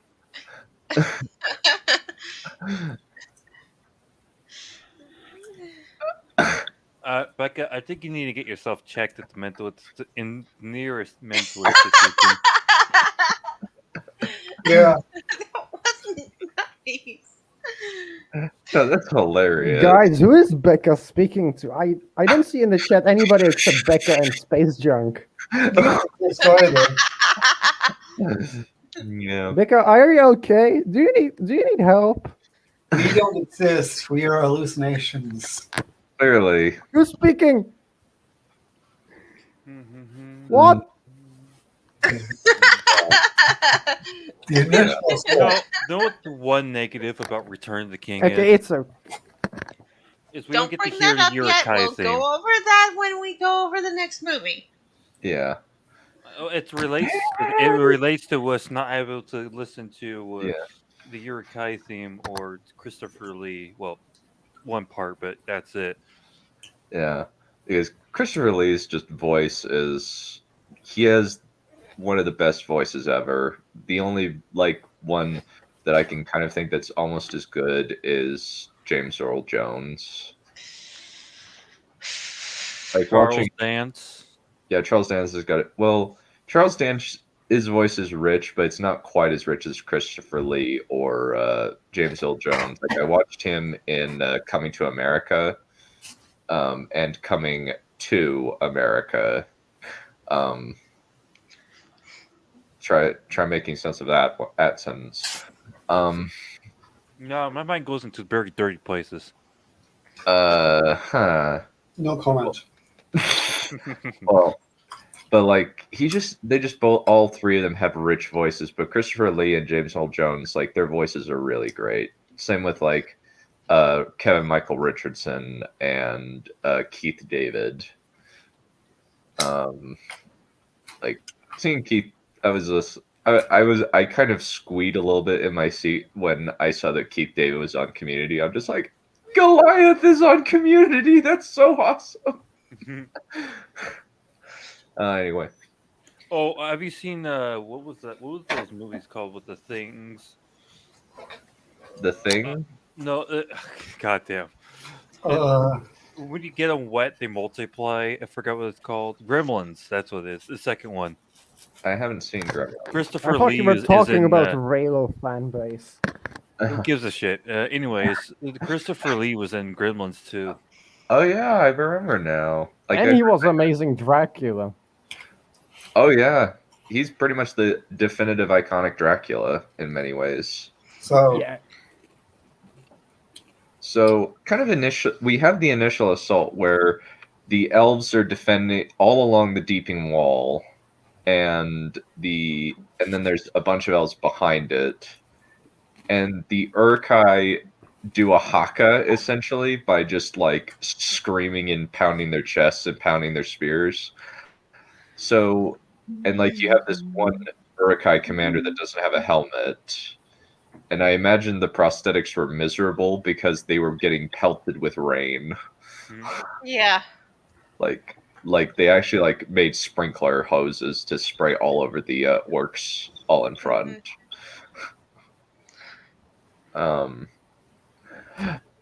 And like one thing that kind of is funny, I always kind of imagine when like the Urkai, you know, when the Urkai is yelling, I always imagine like he's saying stop and then stomp pikes. That was kind of always when I what I imagined the Urkai. You know what I imagined the Urkai were doing voices? They were singing, "Man of Horlick, stop your dreaming." Get it? Zulu War. Men of Horlick. There's definitely there's definitely aspects of Zulu in this. That's the most famous, basically, battle song that was ever sung, because 150 soldiers fought against 3,000 and won the day. No, Becca, you're fine. And then we see them. So the Urkai charge. They like definitely. Man, what's Becca losing her mind over? They are using kind of rather than kind of like phalanx spears from Greeks, they used Macedonian style phalanx formation, where they're kind of using their spears to kind of deflect the arrows a little bit. It doesn't really work, but the fact that they can use like their overwhelming numbers to kind of just swarm over the enemy, and then use the Urk berserkers to kind of on top of the ladders and just use that to like clear the fortress, clear some of the walls so that they can like have the Urkai climb up the walls is really, really effective tactic work. Because otherwise I think one thing that the defenders like could easily have done is just use sticks, like long poles, to push away the ladders, but wouldn't have been as cinematic. And maybe the Urkai would have slashed away the sticks. Yeah. And I do like the fact that they're using crossbows, and they actually found out a way to make crossbows like fast loading. Who here is aware of like how they designed the Uruk crossbows? No, not me. Not me, but I do know that they are relatively fast loading. It only takes like couple of seconds So, with an actual crossbow to do that with. well, it kind of depends on the crossbow because there are steel shank crossbows that take 30 seconds. Yeah, 30 it depends what kind. If you have handheld or the big one that you need to have special tools to even pull back. Yeah. It really depends what material and the tensile strength of the bowstring. Of the bowstring. Oh, lovely. Smudcast is covering Lindsay Ellis and Pocahontas. Yay. Oh dear. Yeah. Fair enough. What do they have on with that? For example, modern crossbows, for example, you could take about 12 seconds to reload. But you're more accurate in a bow could fire like 5 shots already. Trained person even 10. Yeah. The way that they did with this was it's actually a pump action crossbow out of a German it's the artillery. special pump action, but they need special strength for it. Yeah. Basically, like what happened was the bottom of the crossbow is actually built on a hinge. Basically lever action crossbow. Yeah. So you pull it forward, and that makes the table or where you put the arrow shoot forward, catch the string, and then pull it back. And then you just click the hairpin trigger, shoots it off. You pull the lever forward, pinch, put it on fire, pull it out, do it, and just repeat over and over. And that was kind of how because like usually like in film you don't really do crossbows, but this was a way to like that they could like quickly reload and not have to worry about anything. But I will say Uruk crossbowmen in Battle for Middle Earth, worst archer unit. They suck. Yep. The Uruk Still, crossbow is nothing to what a person with a longbow or just a bow train. If we look historically, even crossbow was nothing to a professional archer with a longbow. Yeah, partially because like, and the main reason why is because longbowmen required training. You could just give Joe Blow nobody a crossbow and they could like be decently effective, but it still takes a long time to load. Yeah, but the training was, if you look, probably the best archer in the world who learned the ancient way. They could fire moving. They could jump and fire 3 arrows before landing, and everything you thought will be some kind of Robin Hood-esque martial bow arts that's only in fantasy. They really did it. Yeah. Well, and the best person who uses it is the Lars Anderson. Basically revived the ancient way of the bow. Mm-hmm. Oh, no, you're not talking about like 200-pound English war bows, nothing like that. Yeah. Yeah, you could not run with longbow, but those were still the most deadliest thing until was the black powder. Yep. Speaking of black powder, the bomb scene. Yeah. Where in the book it's just said it's a blasting fire, but in the movie it's kind of just no, it's gunpowder. Let's just not be ambiguous about it. And Gandalf has made fireworks, so it works. Yeah. So, yeah, that's what gunpowder So I love the was used scene for that- in the beginning. Anyway, it was I love- used in fireworks rather than in ammunition. wouldn't that be so hilarious if the Uruk-hai came in with pump action shotguns? More like if Gandalf just used It would make fireworks more to sense if attack. they came in using muskets instead. I know that they are not accurate, to put it lightly, but it would make more sense in the setting. No, what if hear me out? Elrond came and Narsil was just a freaking matchlock. Then it's like, here, use this. Like, what is This this? is a magical AK-47 for the Baggins. It lights up when there are capitalists nearby. Desert Eagle. Yeah, use phasers. Use this when the undesirables are nearby. Yeah. yeah, that moment. Yeah, Wormtongue. I'm The moment where Wormtongue. We barely mention him, but he kind of like he's definitely like slimy and gross, and he's definitely like this guy's bad, but he's kind of like that in the books where he's clearly like he really really wants to nail Eowyn. Like they mentioned that. In the Oh, books, he's but a they're kind of amazing subtle about it. character. He's just so disgusting. It's just so amazing. He looks like a vampire in the does. film. And it's kind of aided by the fact that they had him shave off his eyebrows completely. Well, He just And it made his girlfriend drop the F-bomb and yell, "I hate them." sometimes the best characters are the ones you hate the most. Sometimes they make you hate the most. Like you feel disgusted, you just see them. I hate the fact that J.K. Rowling decided to use Alan Rickman, because this guy is what I always thought of when I thought of Snape from Harry Potter.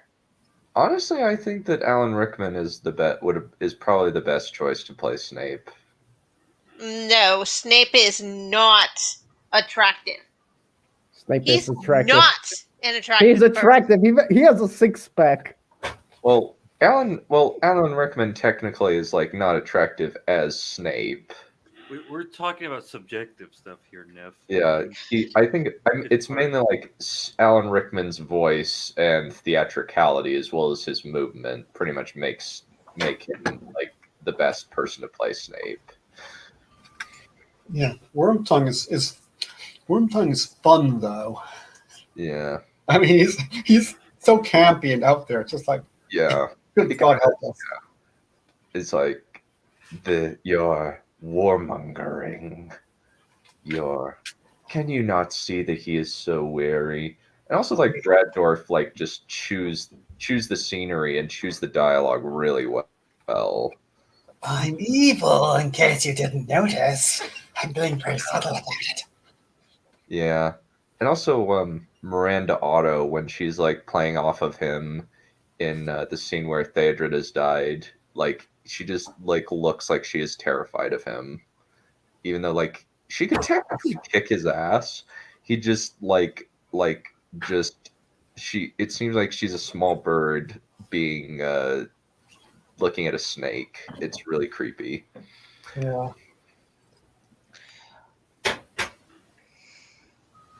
Mm-hmm. And then when the Deeping Wall is destroyed, that comes in with the elves. The elves kind of make one final stand there, but then decide they figure out, no, we can't. We can't stand up to this. Like we're getting overrun. We need to get into the keep.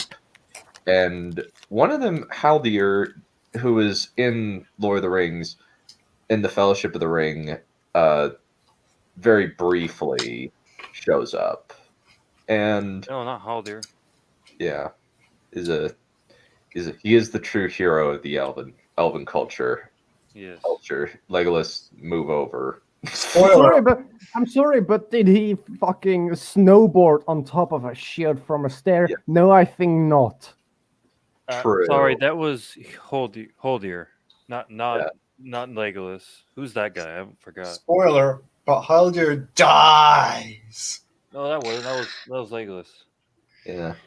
But yeah, that definitely like that movement is kind of awesome and a little bit dumb, but it's still awesome and I still love it. Where it's just Legolas snowboards down, just the sentence of Legolas shield surfs down a set of stairs shooting arrows and then like spikes the shield through an enemy breastplate is pretty awesome.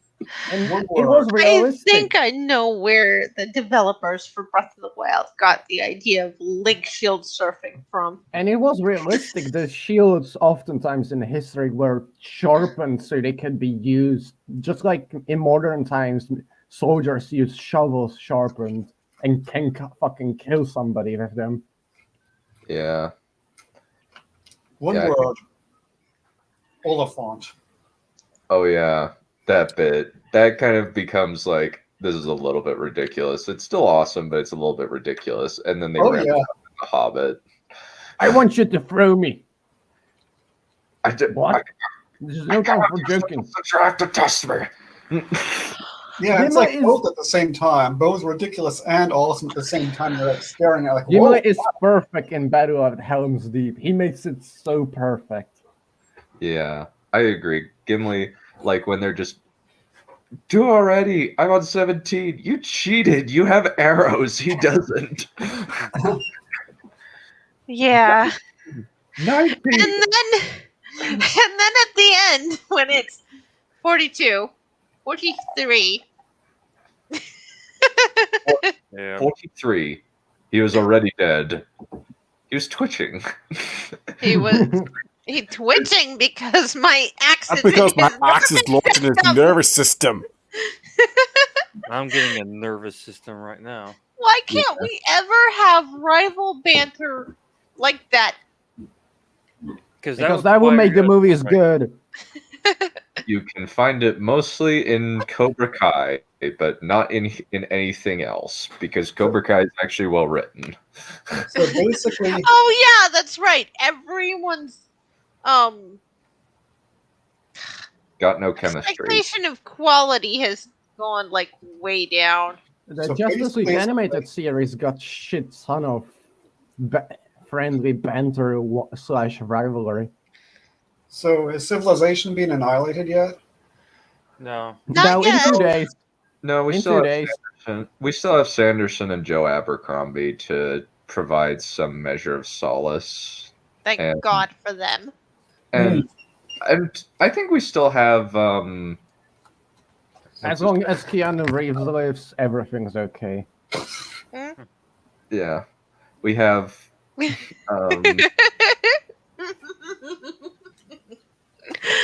is all spirit animals.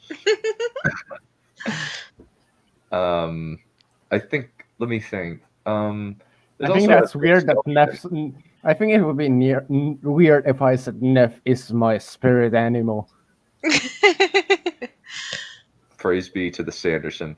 Yeah, we still have Sanderson, Joe Abercrombie, and Vince Gilligan is still doing Breaking Bad and still doing Better Call Saul after pretty much a perfect run with Breaking Bad, and Better Call Saul is excellent. But yeah, we still have pockets of good quality work. Like monasteries in the Dark Ages. Yeah, we just have to find it. And, And also- wading through the muck that gets ever deeper is. And also, there's my Really stuff. So there's also my stuff. Shameless plug. If you want to like friendly banter, I think the Young Dragonlord, I think is some of my favorite banter stuff. Yes. Yes. There's Dragon Blasters restores civilization single-handedly. coming this summer, to a Kindle store near you. Yeah. Then after the wall is destroyed, we lost it. I cannot find it. Yeah. And after that, they mounted very desperate defense of the wall and defense of the gate, and they bring out a battering ram. And there's neat bits of like they actually have flaps that they open and they toss rocks down. And it was clear that was actually very hastily constructed by the Rohirrim, which is a very interesting thing. It's clear they haven't really had to use the fortress in a long time. It kind of looks like it's derelict. Yeah. Unfortunately. Yeah, mainly because Edoras is their capital. And it's actually fairly defensible in terms of location. It's just that the fortifications are crap because they're wooden buildings and they aren't built in terms of a defense. But we do have the amazing line where Legolas and Aragorn and Gimli jump over, and it's kind of similar to how like the Uruk-hai in the book actually are able to break through a culvert that they dam up, and then they blow it up. But they also have the Wild Men of Dunland fighting alongside them, which I think is a good choice that they decided to have the Wild Men just as raiders. I really can't see how the Wild Men could manage to get all the way to the Rohan, passing through Gondor without being stopped. If you look at the geographical map, it doesn't kind of make sense to me. Well, the thing is, the Wild Men are actually north of Isengard. They're from Dunland, which I think is to the west. Yeah, is the northwest, is slightly northwest of Isengard. They're not nowhere near Gondor. But at that moment, if I remember, they were fighting the Gondor, Faramir and his people. That was that was the Haradrim. Oh, okay, then that's my mistake. That's basically, it's more like Aztec Arabs with elephants, with giant elephants versus a bunch of hillbilly Celts. So basically, not Aztecs. Basically, the Punic Wars. Who had the Punic Wars? Carthage. Yeah, the Carthage. Yeah, they used. Carthaginians. Yeah. Is the word you're looking for. And then you have like the Easterlings, which are kind of like, they look like they have like overlapping scale art that makes them like almost like dragon scales, which is interesting, or serpents. What about dragons? Well, like you remember the Easterlings that show up near the Black Gate? Like their armor like looks like overlapping scales. I guess like because they're serpent banner, I guess. So that's also the Haradrim. But the Uruk-hai like have these giant tower shields and just form like a testudo style formation as they go up. But then as they run up the battering ram, a bunch of Uruks just fall off the bridge. Edge because like, and also like they don't have like their sides protected and get shot from the side by arrows. But eventually, like after like trying to repair it for a little bit, they bring up ballistas with super ladders and like ladders that clank onto and hook onto the walls, preventing the enemy from throwing them off, which is a neat little decision that they made. And pretty much it ends with the final charge. After they retreat into the hall, Aragorn kind of talks to Theoden and says, "Ride out with me." And so they do. And then we have the final battle where we have Gandalf riding in like an avenging angel on a horse, quite literally, and charges in along with the Rohirrim. Yep, the 6,000 Rohirrim. And the nice thing is they decide Rohirrim to the king. Yeah.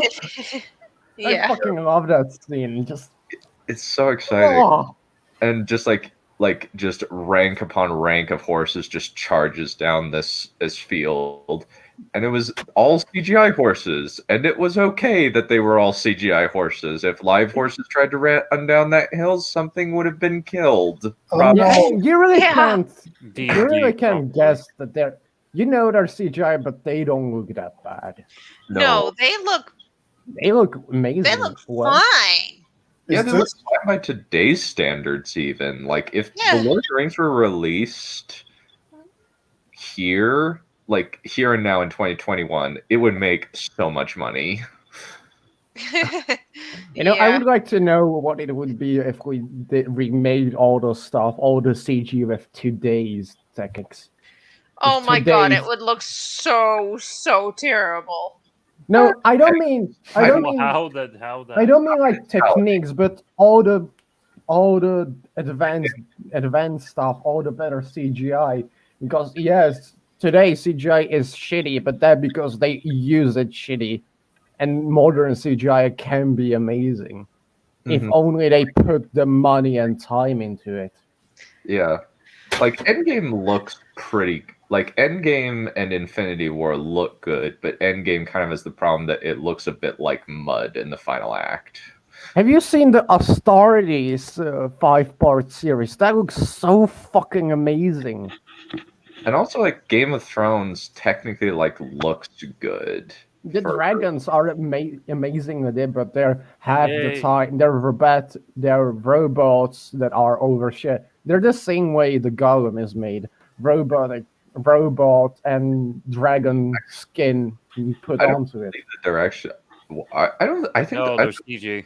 yeah, they're as far as I know, the dragons in Lord of the Ring in Game of Thrones are completely CGI creations. Remember that time the dragon rested on the lap of the girl? That was just a green screen thing. Yeah, there there was a green screen, but that was on top of robotic animatronic. There was something That's because that one was small, I believe. there was something that Amelia Clark was sitting on, some kind of big green thing. Yeah, and the one you're referring to, yeah, that was just a green thing. Yeah, I think it was like a green arm or something, like a. But It was green. It was the green suit. Yeah. So we got onto that from 70 live horses. Pardon me for triggering you. Yep. But yeah, that pretty much concludes our discussion on the two towers. It's pretty much I can find small flaws here and there, but overall it's a welcome relief. Especially like I just barely saw the Snyder cut last night. I had to take a break halfway through to watch an episode of Survivor because I needed something. Survivor? Survivor is better than a Snyder cut? Honestly, yeah. Must be pretty bad then. It makes more sense than the original Justice League, but it's really boring, and the dialogue is dull and lifeless in a lot of sections, as opposed to cringy Joss Whedon style humor. Yeah, basically, in terms of the two towers, the bits where they adapted are pretty good. The bits where they tried filling in their own stuff is usually messy because they're not as skilled at that kind of thing. Mm-hmm. It's kind of interesting that like Tolkien, as far as I am aware, was a discovery writer. He didn't didn't have like a giant like outline worked out for it. He developed outlines later, but when he started out, it was kind of discovery, and then he created outlines after he'd gone through. After he came up with the idea of what the ring would be, because at first he wasn't even sure what he was doing. Mm-hmm. Because he wasn't planning on doing a sequel at all, and his publisher said, "Hey, sequel! We need a sequel for The Hobbit." And you're like, I didn't write it to have a sequel. What am I going to do?" Yeah, I remember when I was taking a Tolkien class at UVU, easiest class ever. Like, but it was actually interesting where he kind of like the teacher brought up one of Tolkien's notes, where he said that I'm at Weathertop and I can't quite decide where to go from here. As far as I'm aware, which is kind of an interesting thing. Now I'll kind of open it up to questions from the chat. All 5 people that are here. If you guys have questions for us, please tell us. Please shoot us your way. Yeah. Opinions on spoof movies. There we go. There's one. Pretty much, yes. Yeah. But this was back when people also demanded quality. and not just sequel, please. Yeah, What? Ben Tolkien was extremely fussy writer. Very What fussy. are you Yeah. talking about? He's very Quality? meticulous. What's that? Explain. Yes. Antagonistic. Let's go with that one. Oh, come on, it's nice bromance. Jovially antagonist. We're jovially antagonistic toward each other. Who's White Wolf? Is this another wolf I'm not aware of? Yes. Yeah, get only I'm allowed to say I'm done to sleep. Yeah, he's cheating on you with White Wolf. A different kind of wolf. You should feel angry. Yeah, get over 1,000 seconds more. It seems only one person has noticed my change in avatar. Yeah, it looks very nice. Thank you. I can't fucking see it. It's like 144. Oh, It's beautiful. somebody here watched Sword Art Online. Well, she My started eyes have out been- as my avatar. My with, eyes have been cat graced ears. with beauty. Yeah. I've been- Hey, Neph, have you ever seen the Sword Art series? I've seen the anime up to, let's see, the Mother's Rosario arc. Okay. And I've read the light novels. Okay, I thought you didn't know about those special scenes that are revolved around your profile picture. Oh no, I do know about that kind of thing. I've not watched Alicization or read it yet because it feels like a slog. It's better than the second.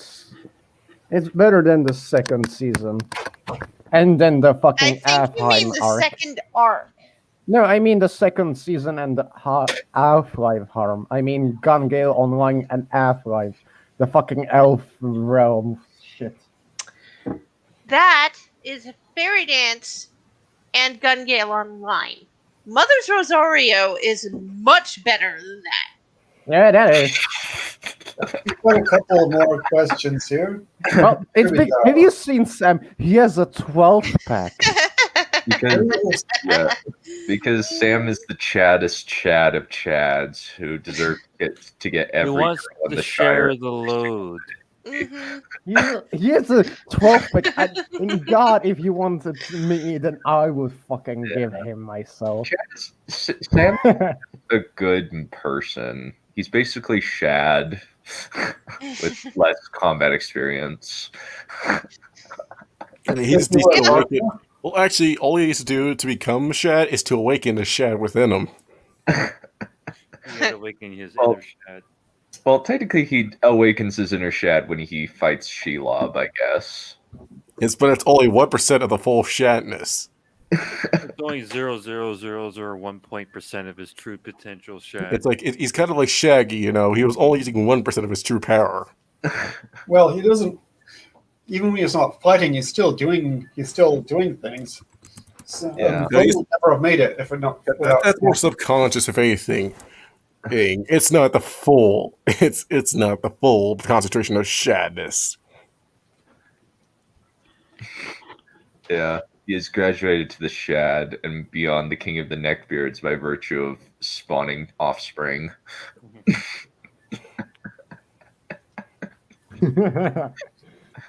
Shad is. That's a fair question. I'll say she's everything in between.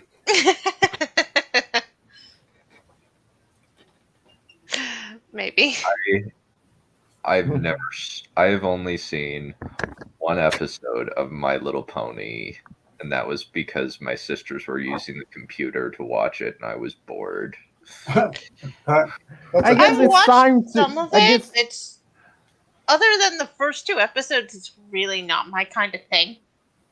I guess it's time to do turntables on Dan and force him to watch it.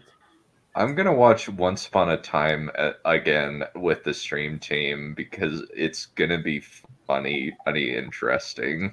Oh, that thing! Oh, Yeah, God! let me find the fucking retarded sword. Isn't Yeah. that what I everybody's forgot what it rules- even looked like, honestly. Hang on. I'll bring it up right now. Dad, Thank you. Wolf, I have a longsword in my hand. Don't you fucking dare. I'm doing it. I'm gonna fucking do it. Hang on. That's the one where everybody's See, related to Peter he is, Pan. he's looking at it so hard, he's turning really old real quick. Hey Dan, what about Rumpelstiltskin disenchantment? are both. Oh my god. I have never seen anything made by the Simpsons creators. It Not, looks not so even cheap. Futurama. Not even Futurama, no. Okay, we have to fucking change that. And I don't mean that No, as we a do joke. not. No, Yes, we we do do. not. Yeah. Because, no. I've seen up to the third episode of the King Arthur arc, and then I kind of had to stop. But So is King Arthur Rumpelstiltskin as well? no, King Arthur's a bad guy. Oh, As far Of as course, white male. and Rumpelstiltskin isn't? well, there's still. It's actually mostly white people as the good guys. It's just that they decided to have King Arthur be the bad guy. Yeah. Like a lot of like white women as bad guys. Oh no. Though it does have like redemption arcs for most of them. Like that's the one thing about Wheel of Time. It's not bad because it's like annoyingly woke. It's bad because it's convoluted. And Yeah, Once Upon a Time. Like, wait, did you say Wheel of Time or Once Upon a Time? Once Upon a Time. Wheel of Time is. I'm. Something else entirely. Yeah, I'm cautiously optimistic that the show will not be woke, but that's That my is hope. optimism. Yeah. Since they kind of wokeified, at least according to Literature Devil, they kind of wokeified the book, the comic books, and kind of like, he really hates the show. Like Literature Devil freaking hates the show, which I was fine with it. And then like season 2 happened, I was just like, this is actually much lower quality. And then when EFAP did it, I was like, oh wow, I didn't notice all of these terrible writing mistakes throughout the whole series. Or I know that like he kind of go back on it after he comes back to life. Like I got as far as like the end of the last time I saw him, it was the end of season 4, and kind of went back, but yeah. But yeah, I think that's about it. I can't think of anything else. Any other final thoughts you have? Not It's really. great. Go watch it, you piece of shit. I would like to see Christopher Lee was supposed to portray Gandalf, and I would like to see that version, which sadly we will never get to see. I honestly want to will see- not pass. I honestly okay. Read the books. Yeah, I honestly want to see Charles Dance. If anybody plays Saruman, it should be Charles Dance. Not on Amazon. Also, have you all realized about Christopher Lee? He used to be a good guy that became bad, both in Star Wars and Lord of the Rings. He used to be being of imaginative power and joined the dark side. Essentially, he was typecast in the 2000s. Essentially. I can But I don't imagine. think he minded. I can imagine Charles Dance as Gandalf. He just stands on the bridge. I forgot what just- with the You, Balrog. You shall not pass. No, he does it in like a very calm voice. And the Balrog's like, "Okay, I'll go. Bye." Yeah, that'll be. he gets sent off to bed like Joffrey was.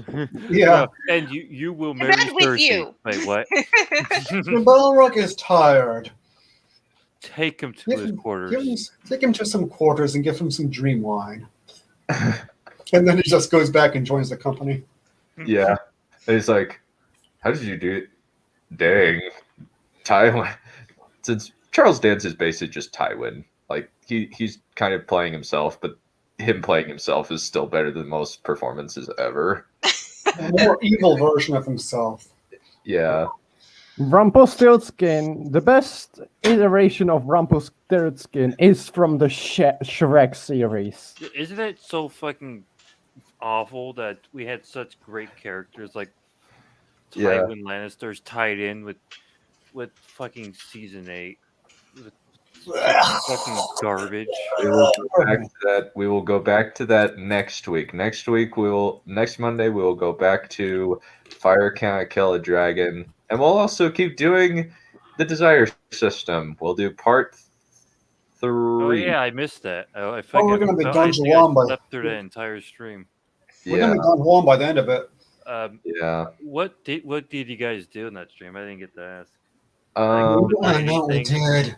You don't want to know. Basically, it's be yourself. Pretty much. I think it's just be same thing yourself. as last time. Be aware of your emotions. Here's how it works. The lecturer puts the students to sleep, and the students dream that they're seducing all these women. That's how it works. Pretty much, yeah. I dream I'm in an ice cream shop eating all the ice cream or something like that. You know, Ice cream off of literally anything. Ice cream off of what exactly?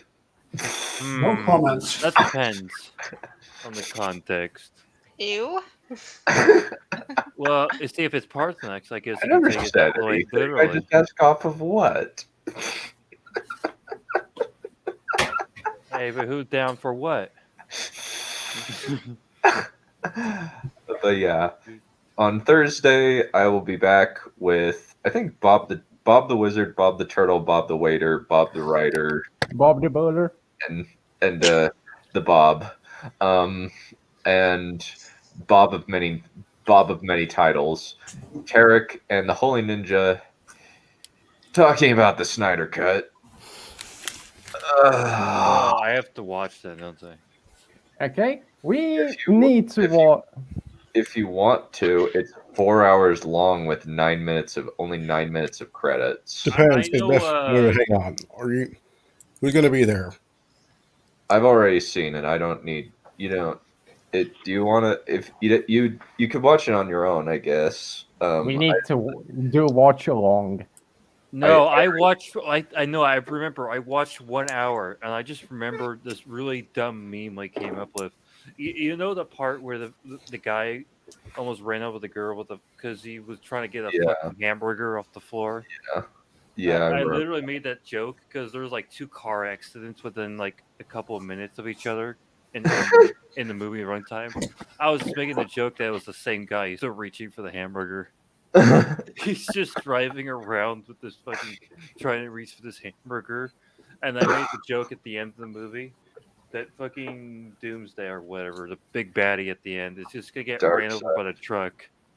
The guy's still reaching for the hamburger. Yeah. Yeah, that bit's just. Yeah, that whole movie is a weird conundrum. I remember this guy. He's a good YouTuber for the most part. Doomcock, the Overlord DVD. I think he was praised in the movie or something. Yeah. Yeah, and I was just I only watched 1 hour, but I was just bored. I'm like,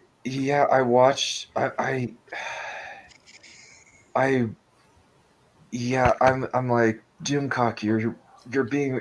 I'm sorry. Like after watching the movie, I'm just like, you are being really biased right now. Like this is not a good movie. I guess enjoyment is subjective, but this movie is so slow and plotting and padded. And the padding kind of goes into the plot and explains some things, but it's still really boring and built on a terrible foundation. Yeah, because we have to keep Man of Steel, Batman versus Superman, and all that. This is true, but that's because the Whedon cut's incomprehensible. Whedon cut's awful. Whedon cut's really, really bad. How the fuck did he manage to do the Avengers? I have completely forgotten everything about the Snyder Cut already. Well, I think that Whedon was able to do Avengers and make Avengers work. Well, the Marvel, because He has Marvel humor. He doesn't have DC humor. What humor is That, that? that implies that DC has any humor. It's just darkness. Well, There's no light. I mean, there's a difference in even in the comic strips. There's a difference between the humor and the in the Marvel comics and the DC comics. Yeah. Just on basic level, the humor is different. Yeah, like Justice League, the animated series, is really funny at points because of Kevin Conroy's wry delivery. Like, but kind of it's mostly like just dour and not very many jokes, and it's just this is true.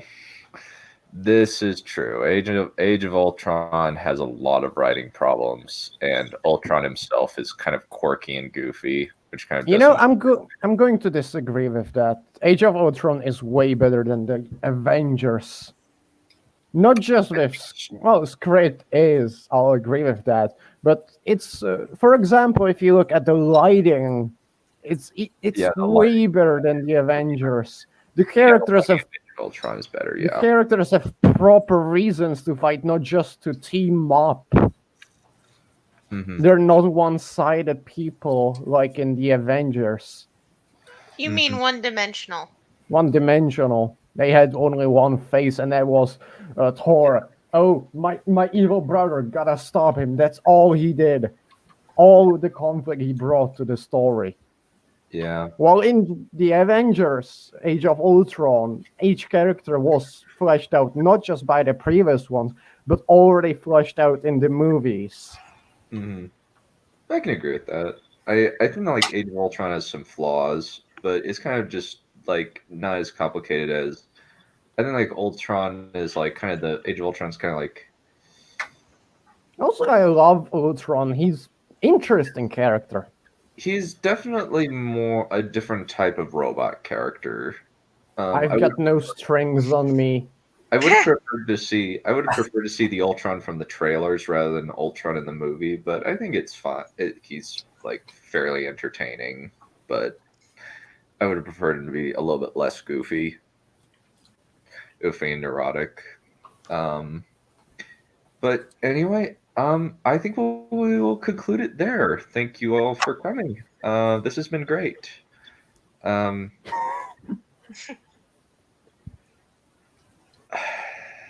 Okay, we will end it. What the? Okay, we'll end it on that. Right, you ran finish.